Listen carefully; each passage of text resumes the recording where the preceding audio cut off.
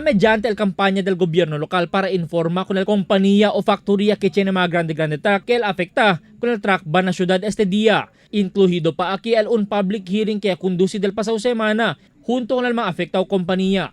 Pero na obserbasyon del news team enderantes aga como alina intersection del Suterville que identified truck ban area. Bien manada syempre mga grande truck desde fishing companies y el mga truck takarga mga arena igraba. Kaya pwede sanggal personal del compact del Calarian bajo na mando del Police Station 8 na sinunok. Wala kaming magawa, sir. Na-inform ba kayo? Hindi namin alam, sir. Saan kayo galing, sir? Pamukutan, sir, sa project site, sa ano. Saan na kayo papunta? Diyan, maghauling ng mga aggregates. Saan, sir? Diyan lang sa Rojas. Asigun pa con el jefe del compact del Calarian, SPO por Jerry Nochefranca.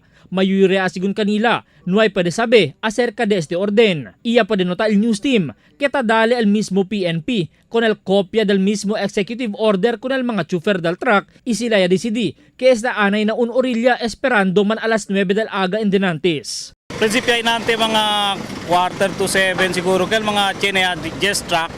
Yaman na kami piranay, no ay kami man napasa. Kasi mostly kasi nusabi pa sila kay ara el implementation del truck ban. Por causa con este, alin na mencionado lugar, bien visible, aplohaw el tráfico que epekto del truck ban pero hindi aliparte na baliwasan. Y observa también el news team que bien yutay el tarpaulin o signages del truck ban desde el gobierno local que tormento asigun para lo mismo el motorista puede mirar.